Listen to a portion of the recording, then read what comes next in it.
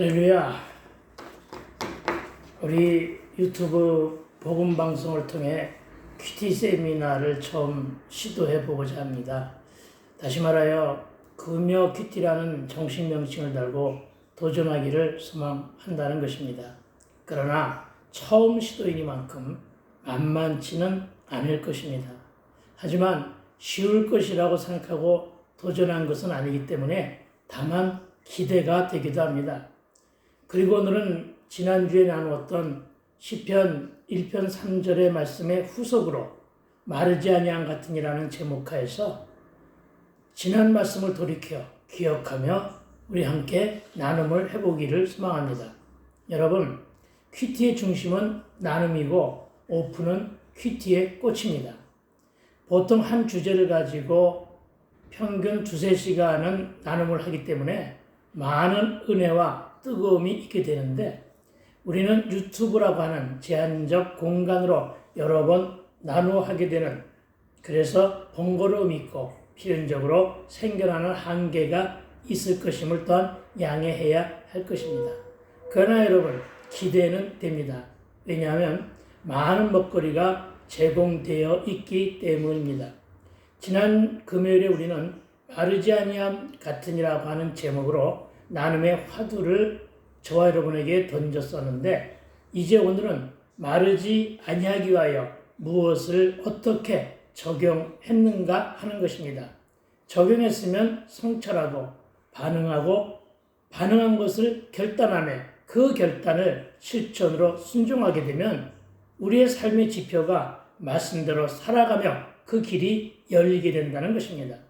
말씀이 내 발의 등이 되고 내가 가는 길에 빛이 되게 하고, 말씀에서 지혜와 지식의 보화를 찾으려면 말씀으로 내 삶을 돌아보고 말씀으로 내 인생과 내게 다가온 문제를 진단하여 해석하는 노력이 있어야 하는데, 이 문제들을 놓고 골방에서 기도하며 성령의 조명하심과 그 도우심을 받으라는 것입니다.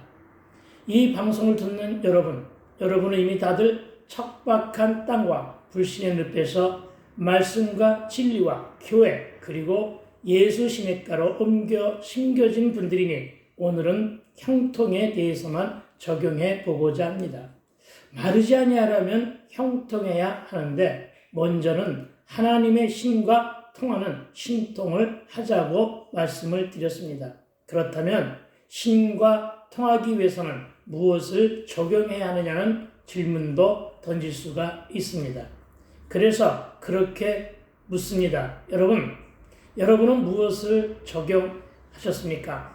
그동안은 골방에서 신과 통하다가, 그렇습니다. 우리는 그동안 골방에서 많은 시간 신과 열심히 통해 왔습니다. 그런데 어느 날 코로나19로 인해 예배와의 거리두기, 교회와의 거리두기를 시행함으로 골방에서 점차 멀어지니 신통도 멀어진 것은 아닌가부터 성찰하고 반응하자는 것입니다.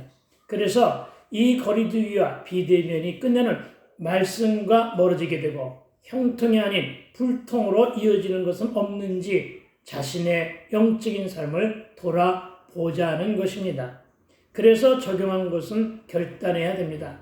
그렇다면 여러분 먼저 골방에 드는 순종을 시작하셨는지요? 그리고 하나님과의 소통함으로 관계를 회복하고 하나님과의 사귐 동안 가져보셨는가요? 우리는 그 일에 가장 강력한 영적인 무기를 기도라고 하는데, 여러분 바빠도 기도하실 줄로 믿습니다. 여러분 지금이 고난 중이면 영적인 위기감으로 기도하시고, 지금이 평강 가운데 있다고 하면 더욱 긴장함으로 기도해야 할 것입니다. 왜냐하면 기도가 바로 마스터키고 기도가 만능이요 기도가 문제 해결의 전부이기 때문입니다. 이에 대하여 요한 3서 1장 2절은 사랑하는 자여 네 영혼이 잘된 같이 네가 범사에 잘되고 강건하기를 내가 간구하노라. 아멘. 여러분 범사에 잘되고 강건한 게 형통이니 기도로 하나님과 이렇게 신통하게 되기를 축원을 드립니다. 기도한 대로 살아야 응답도 빨리 옵니다. 적용한 대로 살아야 말씀대로 되어지는 인생으로 풀려지고 열리며 뚫리게 되는데, 여러분, 복을 받고 싶으면 복을 받을 만한 순종 또한 잘해야 한다는 사실 또한 기억하여 믿으시기 바랍니다. 먼저 삶의 우선순위로 예배로 결단하셨는가요? 지금은 비대면과 거리두기로 순종하느라 그렇게 하지 못하고 있는 것은 혹 아닌지요? 여러분, 다른 것은 몰라도 교회의 거리두기와 비대면은 하나님과의 거리두기와 비대면으로 직결되는 것이니, 이 말도 안 되는, 이 땅에서 한 번도 경험해보지 못한 이런 세상의 일로 타협하지 마시고 교회에서 하나님과 대면하고 거리 좁히기부터 하셔야 하고 예배를 결단하게 되기를 축원을 드립니다. 우리 기독교는 생명을 다루는 진리인지라 세상의 종교와는 다르고 분별되어야 됩니다. 세상 사람들과의 가치관과 인생관도 분별되어야 할 것입니다. 어떻게 우상을 따르고 그 앞에 절하는 사람들과 우리의 예배를 같은 것으로 해석하느냐 하는 것입니다. 이것은 말도 안 되는 망언임을 기억하여 믿으시기 바랍니다. 하나님은 살아계시고 진리는 단 하나요. 복음도 단 하나, 예수 복음만이 있기 때문이며, 우리는 그 진리 안에 사는 주의 자녀여, 백성이여, 성도여, 하나님을 감히 아버지라고 부르므로 우리 존재와 시민권이 하늘나라에 있는 주의 귀한 권속들이라는 사실을 한시도 잊지 말아야 할 것입니다. 그래서 이제 말씀에 거리두기를 하고 계셨던 분들 모두는 여호와의 법을 즐거워하시고 주야로 말씀을 묵상함으로 신통을 결단하며 적용하게 되기를 축원을 드립니다. 잠시 동안의 비대면과 거리두기로 인해 생겨난 우리의 영적인 게으름, 한때나마 흔들렸던 나태함과 무사항이랑과 이로 인해 미지근해진, 그래서 차갑게 식어버린 우리의 영성을 다시금 주를 향한 뜨거움으로 그 열정을 회복할 때가 바로 이때가 아닌가 하는 생각을 합니다. 우리는 그동안 들은 것은 많아 머리와 귀는 커졌는데 가슴이 없어 기형적인 신앙인으로 변질되어 있다면, 그래서 여전히 안진뱅이 신앙으로 요단 동편에 머물러 있다면 이제 다시금 무릎을 고쳐 세우고 믿음의 경주를 골방에서 다시금 시작할 때라는 것인데, 시대의 아픔을 경고로 들으시고 결단으로 순종하는 저와 여러분이 되시기를 축원드립니다. 이렇게 우리는 말씀에 대한 반응을 잘 해야 하는데, 이제 신통하고 하나님과의 관계가 회복되었으면 하나님은 관계로 일하시니 사랑과 통하는 인통을 할 차례라 생각이 됩니다. 그럼 먼저 누구와 인통하시겠습니까? 여러분 앞에 누가 있습니까? 그분과 먼저 인통하여 관계를 회복하게 되기를 축원을 드립니다. 여러분 앞에 배우자가 계십니까? 그분과 먼저 인통하여 그분 안에 예수가 계신가 점검해야 할 것입니다. 옆에 누가 있습니까? 자녀와 함께 계신가요? 그런데 자녀의 심령 안에 예수가 있습니까? 옆에 누가 있습니까? 이웃이나 고륙지친이 있나요? 그렇다면 그의 영적인 상태를 한번 점검해 보시기를 당부를 드립니다. 그러나 가장 소중한 적용은 내 옆에 있는 내 배우자와 내 자녀와의 인통으로 맺어져 소통해야 할 것입니다. 혹시 이런 말을 알고 계시나요? 엄마가 변하면 자녀가 돌아오고 아빠가 변하면 가정이 회복된다. 여러분, 자녀가 교회를 안 다니는 것은 부모의 영적인 삶에 문제가 있다는 신호임을 기억하시기 바랍니다.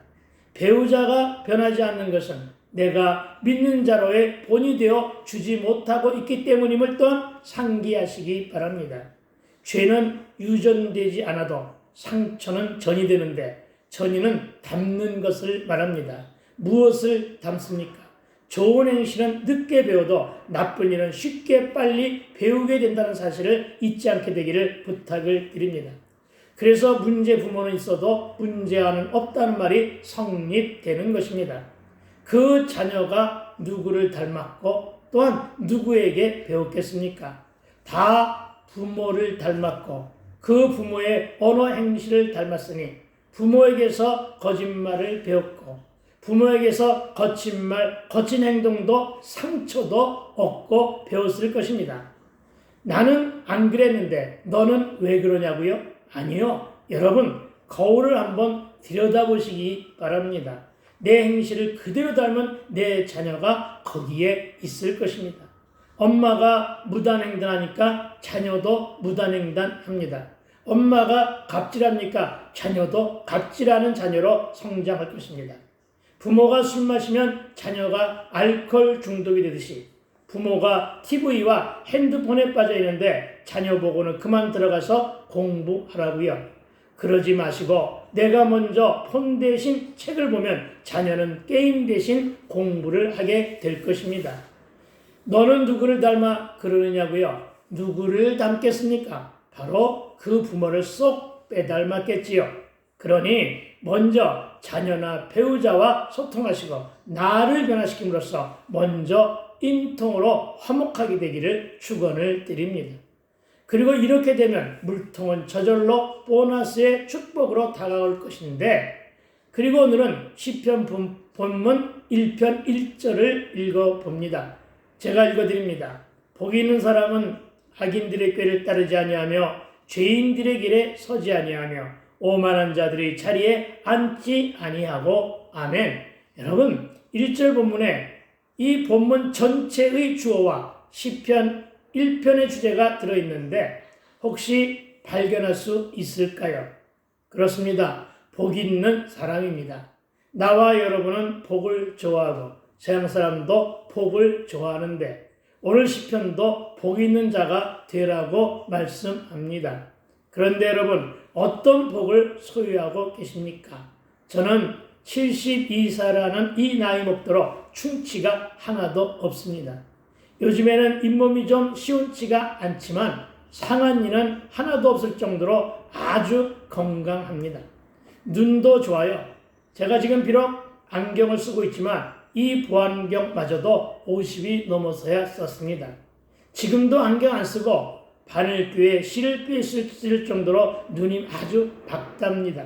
그래도 예전에 마시고 피웠던 일로 망가진 부분은 조금 있지만 대체로 건강한 복을 타고나는데 성경도 창세기 1장 28절에서 복을 말하고 있고 주님이 나에게 주신 말씀도 신명기 8장 16절로 복을 주시겠다고 하시는데 여러분, 복이 없는 자가 아닌 복이 있는 자로 살아가게 되기를 축원을 드립니다.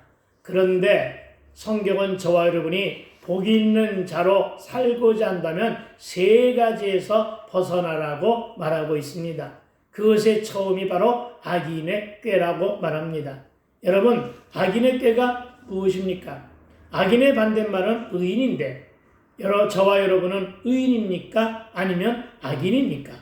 악인의 형통은 억울해한, 그래서 하나님께 물은 선지자가 하박국인데 저와 여러분도 악인의 형통이 너무 싫고 거스리실 것입니다. 안 그런 분들이 아마 거의 없으실걸요. 창세기부터 가인 의식 때문에 우리가 이 모습을 닮았기 때문입니다. 그래서 오늘은 이 악인의 꾀가 무엇인지는 분명하게 알고 가자는 것입니다. 여러분, 악인의 꾀가 무엇입니까? 먼저 성경은 많은 곳에서 악인의 꾀를 설명하고 있는데 저는 이 해석을 사사기 21장 25절에서 찾고자 합니다. 제가 읽어드리겠습니다. 그때에 이스라엘에 왕이 없으므로 사람이 각기 자기의 소견에 오른 대로 행하였더라. 아멘. 그리고 저는 이 이스라엘에 계셔야 왕을 하나님으로, 더 나아가 하나님의 말씀으로 해석하여 적용해 보니까 이스라엘에 말씀이 없으니 사람들이 각기 자기의 소견에 오른 대로 행하였더라. 이렇게 읽혀지더라는 것입니다. 즉 이스라엘 그리고 저와 여러분에게 말씀을 주신 것은 말씀대로 하나님의 뜻대로 살라고 주신 것인데 그 안에 예수가 없고 말씀이 없으니 각자의 소견에 오른 대로 행했다는 것이고 이 각자의 소견에 오른 대로 사는 것이 바로 악인의 꾀라고 적용합니다. 즉 하나님의 뜻이 아닌 내 뜻, 내 생각, 내 경험, 내 지식으로 사는 것을 악인의 꾀라 적용합니다. 여러분 내 소견대로 살면서 말씀대로 살았다고 말하지 마시기 바랍니다. 여러분 내 소견대로 살면서 성령의 음성을 들었다고 말씀하지 않게 되기를 당부를 드립니다. 우리는 무엇이 하나님의 뜻이고 무엇이 성령의 소리인지 아니면 성령을 빙자한 내 소리, 내 뜻인지를 헷갈려하고 분별하기 어려워합니다. 그러나 그 이유는 하나님을 아는 지식이 약하기 때문이고 호세아는 이 백성이 망하는 이유가 하나님을 모르고 하나님을 아는 지식이 없어서라고 말하고 있습니다. 저와 여러분 하나님을 얼마나 알고 계십니까? 저와 여러분 예수님을 얼마나 알고 계십니까? 여러분 진정그 우리가 예수 닮기 위하여 무엇을 하고 있습니까? 여러분은 말씀을 얼마나 알고들 계십니까? 그래서 우리에게 고난을 주시는 이유도 말씀을 들으라고 하시는 메시지임을 믿으시기 바랍니다. 말 안 듣는 자녀에 대한 징계도 말씀을 듣게 하기 위한 장치라는 것입니다. 여러분 말씀을 듣고 알아야 하나님의 지식에 풍성해집니다. 그리고 여러분 예배 중에 선포되는 말씀을 들어야 믿음도 생기고 하나님의 뜻도 알게 되고 내 생각, 내 지식, 내 경험의 소리인지 아니면 내가 귀 있는 자가 되어 성령의 소리를 듣게 되는 것인지를 구별하게 되는 것임을 믿으시기 바랍니다. 예배도 안 드리면서 골방에 있지도 않으면서 기도를 해도 식사기도 수준에 머물러 있으면서 하나님의 뜻대로 산다거나 성령의 음성을 듣는다고 운운하지 말게 되기를 당부를 드립니다. 왜냐하면 그것이 바로 영적인 교만이고 그 일이 바로 바리새인으로 돌아가는 지름길이라는 사실을 명심해야 할 것입니다. 오늘은 여전한 방식으로 나눔의 방향과 나누어야 할 화두만 제시하고 구체적인 나눔은 다음 금요일에 할 텐데 그 주제는 악인의 꾀입니다. 그래서 다음 금요일은 악인의 꾀를 여러 가지 방향에서 성경을 근거로 제시될 것인데 먼저 제가 팁을 드린 것은 내 뜻, 내 지식, 내 경험으로 즉 각자의 소견대로 살아가는 것이 악인의 꾀라고 말씀을 드렸습니다.